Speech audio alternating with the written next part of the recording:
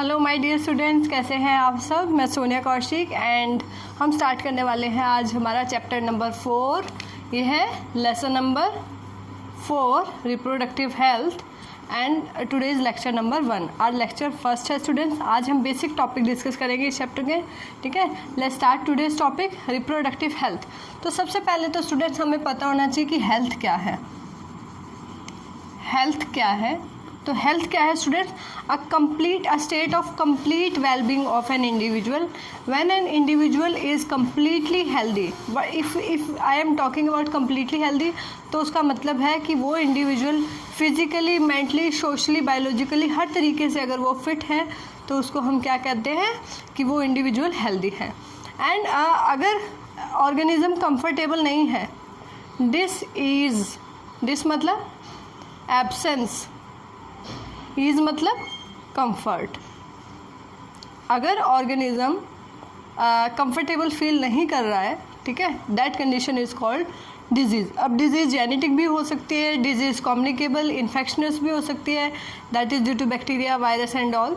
ठीक है, और अगर हम हेल्थ की बात करें तो मैंने आपको बताया complete wellbeing of an individual. Complete wellbeing का मतलब है स्टूडेंट्स, कंप्लीट वेलबींग का मतलब है कि physically, mentally, socially, biologically fit. अगर वो सभी तरीके से फिट है तो उसको हम क्या कहेंगे? हेल्थ। इसी तरीके से स्टूडेंट्स हम बात करते हैं रिप्रोडक्टिव हेल्थ की। तो रिप्रोडक्टिव हेल्थ में सिर्फ रिप्रोडक्टिव ऑर्गन्स का ही ठीक होना या फर्टिलिटी की एबिलिटी होना, सिर्फ ये सब चीज़ें रिप्रोडक्टिव हेल्थ में नहीं आएंगी students. It also in reproductive health में भी क्या होगा? Includes a state of complete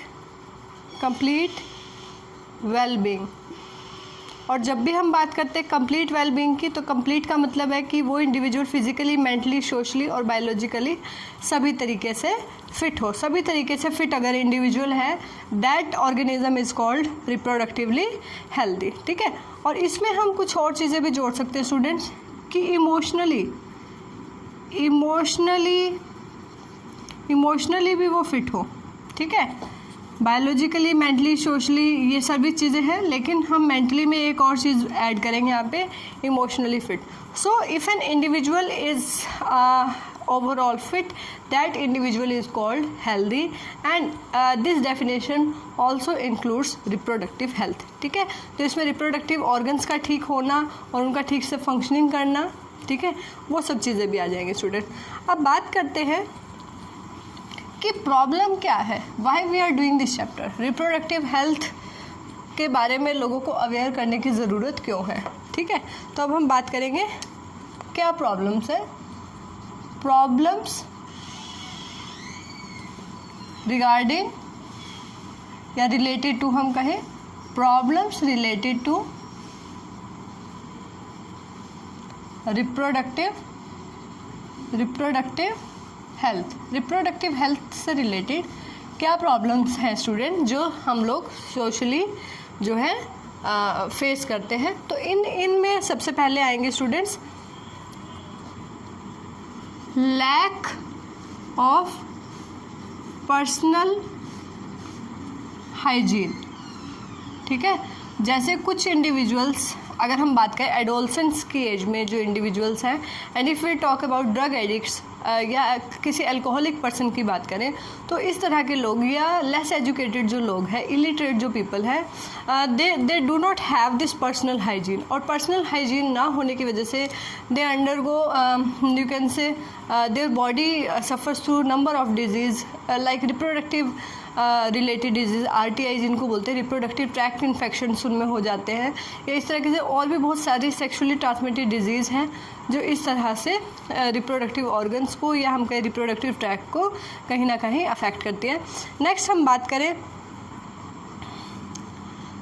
early marriages, EARLY, early marriages. देखिए अर्ली मैरिजेस, वैसे तो कहने के लिए अभी इंडिया में ये सब चीज़ें बैन है कि मेल के अंदर अगर हम बात करें, फीमेल के अंदर मैरिजेबल एज को 18 कर दिया और मेल के अंदर 21, लेकिन अभी भी देर आर मैनी रीजन्स और many areas in our country in which this early marriages going on, and this early marriages are responsible for MMR, that is maternal mortality rate, IMR infant mortality rate, यानी कि जो mother होगी अगर pregnancy होती है तो mother mortality, death rate को कहते हैं स्टूडेंट, मदर मोर्टेलिटी रेट भी ज़्यादा होगा, और क्योंकि बॉडी अभी मदर की ही पूरी अच्छे से डेवलप नहीं है तो जो इन्फेंट होगा उसकी भी मोर्टेलिटी रेट ज़्यादा होगा। इन्फेंट जो न्यूली बॉर्न है, इन्फेंट मोर्टेलिटी, ठीक है, ये सब चीज़ें क्या होंगी, ज़्यादा होंगी। तो अर्ली मैरिजेज में ये प्रॉब्लम आ जाती है स्टूडेंट्स। नेक्स्ट प्रॉब्लम है लैक ऑफ अवेयरनेस, ठीक है। अभी लैक ऑफ अवेयरनेस की बात करेंगे तो लोग अवेयर नहीं हैं कि किस तरीके से अगर they don't have personal hygiene, और अगर वो अर्ली मैरिजेस की तरफ अगर जा रहे हैं तो उनको पता नहीं है कि इसके क्या साइड इफ़ेक्ट्स हैं, तो कहीं ना कहीं they have lack of awareness. तो अभी हमारी गवर्नमेंट जो है अभी स्कूल लेवल पर भी जो है सेक्स एजुकेशन को इंक्लूड किया गया है, ताकि the students have proper knowledge of sex organs and they have proper knowledge of you can say various aspects of reproduction, ठीक है, और ताकि उनको पता लगे that what type of disease like AIDS and other sexually transmitted disease that are still incurable. तो इस तरीके से उनमें अवेयरनेस होना बहुत ही ज़्यादा ज़रूरी है स्टूडेंट। उसके बाद हम बात करते हैं मिथ्स एंड मिसकॉन्सेप्शन, ठीक है। अभी क्योंकि पूरी तरीके से लैक ऑफ अवेयरनेस हम कहें या लैक ऑफ एजुकेशन हम कहें तो बहुत सारे मिथ्स एंड मिसकंसेप्शंस हैं related to reproduction, related to reproductive organ, related to you can say physical intercourse. तो बहुत सारे मिथ्स और मिसकंसेप्ट्स हैं। तो ये सब कुछ प्रॉब्लम्स है स्टूडेंट जो रिप्रोडक्टिव हेल्थ को कहीं ना कहीं अफेक्ट कर रहे हैं। So how we can deal with this problem, इन प्रॉब्लम्स को किस तरीके से डील किया जाए, क्या स्ट्रेटजीज़ हमारी गवर्नमेंट की तरफ से जो है अपनाई गई हैं अभी तक। सो स्टूडेंट्स, अगर हम बात करें 1951 में एक फैमिली प्लानिंग प्रोग्राम हमारी गवर्नमेंट की तरफ से स्टार्ट किया था। नेक्स्ट हम बात करेंगे हाउ टू डील, तो इनमें डील विद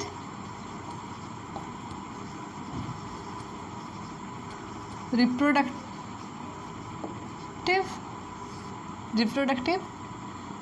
यू कैन से हेल्थ प्रॉब्लम्स, किस तरीके से उनसे डील किया जाए, क्या स्ट्रेटजी होंगी, ठीक है, क्या स्ट्रेटजीज रहेंगी स्टूडेंट्स। तो इनके बारे में बात करते हैं, स्ट्रेटजीज के बारे में बात करें, ठीक है। स्ट्रेटजीज़ क्या रहेंगी, तो हम सबसे पहले बात करते हैं स्टूडेंट्स कि 1951 हमारी गवर्नमेंट की तरफ से एक प्रोग्राम आया, that is family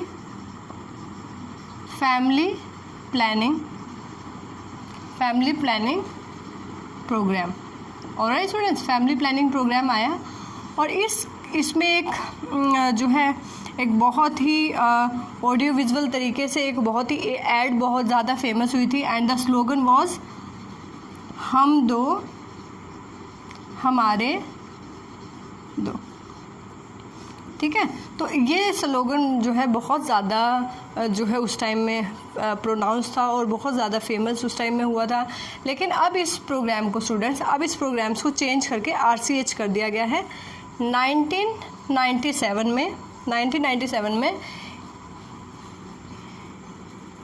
it is changed into RCH program,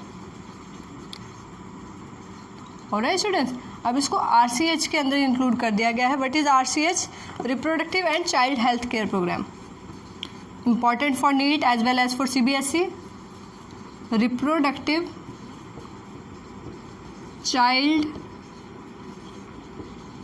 health care program, ठीक है, reproductive child health care program, जिसमें, ठीक है, जिसमें मदर एंड चाइल्ड बोथ, ठीक है, दोनों की हेल्थ को जो है प्रायोरिटी दी जाएगी कि, और हमारे बहुत सारे गवर्नमेंट हॉस्पिटल्स हैं in which the delivery is quite free, उसको फ्री ऑफ कॉस्ट कर दिया गया है. By it is free of cost to increase to decrease the maternal mortality rate and infant mortality rate, और ताकि और लोगों को और ज़्यादा अवेयर करने की ज़रूरत है कि किस तरीके से पोस्ट डिलीवरी की, अगर हम बात करें डिलीवरी के बाद, how to take care of the newly born infant and how to take care of that mother. Alright student, तो ये दो इम्पॉर्टेंट कॉन्सेप्ट्स हैं जो इम्पॉर्टेंट लिए गए रिप्रोडक्टिव हेल्थ से रिलेटेड. उसके बाद अगर हम बात करें स्टूडेंट्स, इसके अलावा बहुत सारी ऑडियो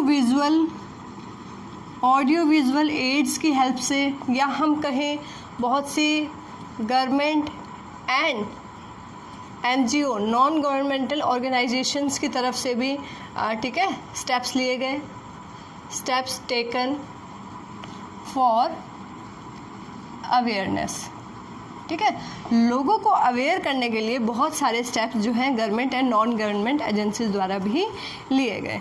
तो स्टूडेंट्स, अब हम बात करते हैं कि आफ्टर इंडिपेंडेंस, अगर हम आज़ादी के बाद की अगर बात करें, so one of the main problem is that, एक मेन प्रॉब्लम ये थी कि कहीं ना कहीं MMR and IMR were decreased. IMR infant mortality rate and maternal mortality rate में कहीं ना कहीं कमी आई, लेकिन इससे एक और प्रॉब्लम सामने आई. What was that problem? That problem was increasing population and that is population explosion. क्योंकि बहुत सारे लोग जो है अवेयर नहीं थे about the contraceptive methods and population is increasing day by day, and the population increasing rate was around 17%. अगर हम बात करें 17% के अराउंड जो है 17.5% रिप्रोडक्शन रेट था. तो उस तरीके से अगर देखें 30 to 33 ईयर्स में the population size will be double. और ऐसा ही हुआ भी कि बहुत ज़्यादा पॉपुलेशन में, बिलियंस में हम कहें कि इंक्रीज़ हुआ population, and that creates the problem of food supply, that creates the problem of you can से शेल्टर एंड कहीं ना कहीं एम्प्लॉयमेंट की प्रॉब्लम. तो बहुत सारी प्रॉब्लम्स हैं जो पॉपुलेशन एक्सप्लोजन की वजह से देखनी पड़ी. तो नेक्स्ट टॉपिक हम डिस्कस करेंगे स्टूडेंट कि किस पॉपुलेशन एक्सप्लोजन पे, पॉपुलेशन एक्सप्लोजन, ठीक है, पॉपुलेशन एक्सप्लोजन की बात करेंगे. तो हमारी पॉपुलेशन स्टूडेंट्स कितनी थी? 2 बिलियन पॉपुलेशन थी. कब? 1900 में, ठीक है, और यही पॉपुलेशन हो गई 6 बिलियन हो गई ये कब स्टूडेंट? इन 2000, ठीक है. तो आप देख सकते हैं कैसे इंक्रीज़ हुआ पॉपुलेशन, इंक्रीज़ इन पॉपुलेशन, ठीक है, किस तरीके से पॉपुलेशन जो है इंक्रीज़ हुई. ऑलराइट स्टूडेंट, और अगर हम बात करें कि इंडिपेंडेंस के time, eight the time of independence, eight the time of independence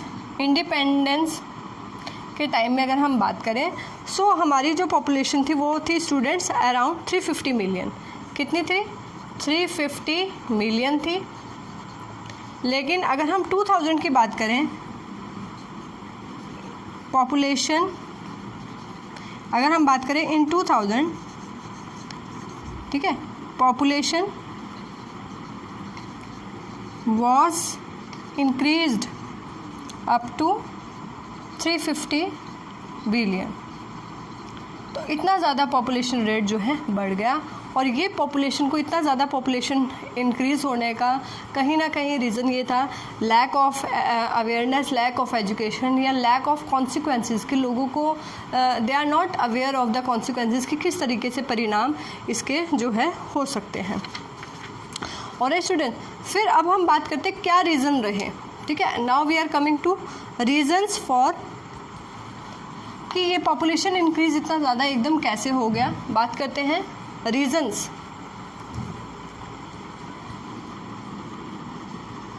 reasons for या reasons of high population rate. ये जो पॉपुलेशन रेट इतना ज़्यादा बढ़ गया स्टूडेंट्स, अगर हम पॉपुलेशन की स्टडी को हम डेमोग्राफी कहते हैं, तो क्या रीज़न रहे जिससे पॉपुलेशन रेट जो है बढ़ गया, ठीक है। तो एक तो कहीं ना कहीं हम कहें decrease in maternal mortality rate and infant mortality rate, ठीक है। और marriageable age,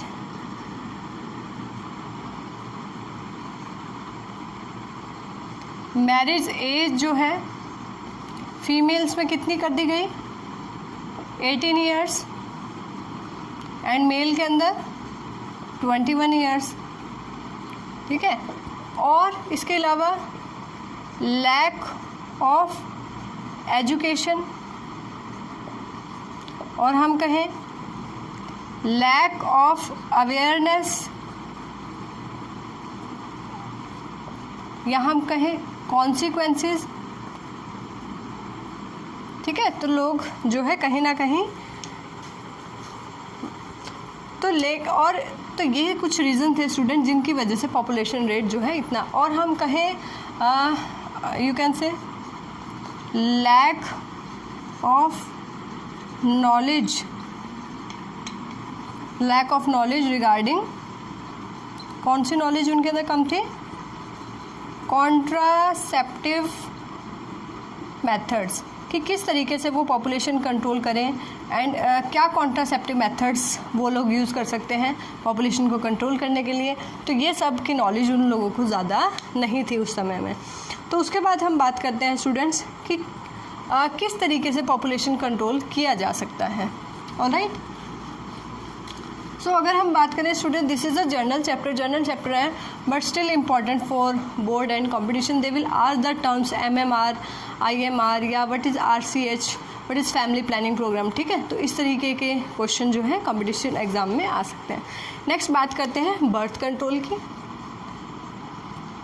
birth control, alright student, birth control की अगर हम बात करें स्टूडेंट, तो कौन कौन से मेथड्स हैं बर्थ कंट्रोल में। तो by use of contraceptive methods को यूज़ करते हैं। अब हम बात करते हैं कि आइडियल कॉन्ट्रासेप्टिव मेथड क्या है। आइडियल कॉन्ट्रासेप्टिव मेथड, ठीक है, चाहे वो कोई भी मेथड है। तो हम आइडियल मेथड किसको कहेंगे स्टूडेंट्स, एक तो वो क्या हो, यूज़र फ्रेंडली हो, ठीक है, चाहे वो नेचुरल मेथड है या आर्टिफिशियल मेथड है, बैरियर है। एक तो वो यूज़र फ्रेंडली हो, ईजीली अवेलेबल हो, ठीक है, इको फ्रेंडली हो, ठीक है स्टूडेंट्स। और इसके अगर हम बात करें इफ़ेक्टिव हो, और उसके बाद not interferes in sexual desire, ठीक है। तो ये कुछ इंपॉर्टेंट प्रॉपर्टीज़ है जो एक आइडियल कॉन्ट्रासेप्टिव मेथड के अंदर होनी चाहिए। अब हम बात करते हैं student types of contraceptive method, ठीक है। टाइप्स पे आते हैं। Types of contraceptive method student, जो बर्थ कंट्रोल मेथड है उन्हीं को कहेंगे कॉन्ट्रासेप्टिव मेथड्स। तो कौन से कॉन्ट्रासेप्टिव मेथड्स हम लोग यूज़ कर सकते हैं student, that may be natural, ठीक है, नेचुरल मेथड्स भी हो सकते हैं इसमें, इसमें हम कहेंगे नेचुरल मेथड्स, ठीक है स्टूडेंट्स, नेचुरल मेथड्स। और इसके अलावा हम कर सकते हैं फिज़िकल बैरियर्स, ठीक है, फिज़िकल बैरियर्स यूज़ कर सकते हैं। और क्या कर सकते हैं स्टूडेंट्स, ओरल कॉन्ट्रासेप्टिव, ओरली अगर पिल्स ले लें, ओरल कॉन्ट्रासेप्टिव मेथड्स यूज़ कर सकते हैं, ठीक है। और इसके अलावा सर्जिकल मेथड्स यूज़ हो सकते हैं, सर्जिकल मेथड्स, ठीक है। और आजकल स्टूडेंट्स हार्मोनल इंजेक्शंस कहीं ना कहीं यूज़ हो रहे हैं, ठीक है, injectables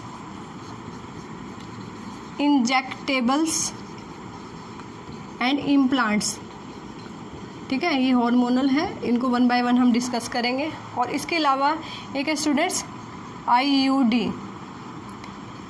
intra uterine devices, intrauterine devices, it is the most common and most effective method used, ठीक है। फिज़िकल बैरियर्स को स्टूडेंट्स इसको ट्रेडिशनल मेथड भी कहा जाता है, ट्रेडिशनल मेथड्स भी इसको बोलते हैं। तो आज स्टूडेंट्स हम डिस्कस करेंगे आज हम बात करेंगे ट्रेडिशनल मेथड, स्टूडेंट्स इसको कहा जाता है। Natural methods are also called traditional methods. तो आज हमारा टॉपिक रहेगा स्टूडेंट्स नेचुरल मेथड्स। तो एक तो इसमें रहेगा स्टूडेंट्स पीरियोडिक एब्सिस्टेंस, ठीक है, पीरियोडिक एब्सिस्टेंस। एक उसमें हम कहेंगे विड्रॉल मेथड, और एक और मेथड हम करेंगे students that is lactational ammonia, lactational ammonia, ठीक है, एमोनिया, लैक्टेशन एमोनिया। तो सबसे पहले हम बात करते हैं स्टूडेंट पीरियोडिक एब्सिस्टेंस क्या है। देखिए if we talk about the reproductive cycle या मेंस्ट्रुअल साइकिल की अगर हम बात करें स्टूडेंट्स, तो फर्टिलाइजेशन पीरियड मैंने आपको बताया था इन मेंस्ट्रुअल साइकिल या रिप्रोडक्टिव साइकिल जो टोटल होता है 28 to 29 डेज। रिप्रोडक्टिव साइकिल की अगर हम बात करें मेंस्ट्रुअल साइकिल की तो वो होता है 28 to 29 डेज। ऑलराइट, मैंने आपको यही बताया था। तो इसमें मैंने आपको बताया था 10 to 17 डेज, 10 to 17 डेज़ को फर्टिलाइजेशन पीरियड कहा जाता है।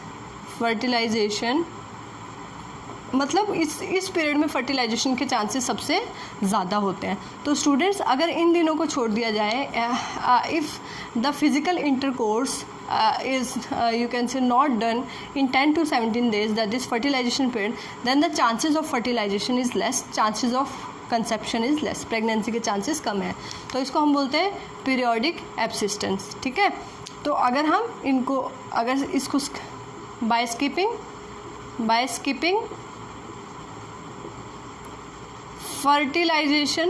फर्टिलाइजेशन पीरियड, अगर फर्टिलाइजेशन पीरियड में बाय स्किपिंग फिज़िकल इंटरकोर्स, अगर इस समय में फ़िज़िकल इंटरकोर्स या कॉपुलेशन ना हो, मेटिंग ना हो, तो हम मान सकते हैं कि जो कॉन्सेप्शन है या जो प्रेगनेंसी है उसके चांसेस बहुत ज़्यादा कम है। उसके बाद हम बात करते हैं स्टूडेंट्स विड्रॉल मेथड की। विड्रॉल मेथड क्या है?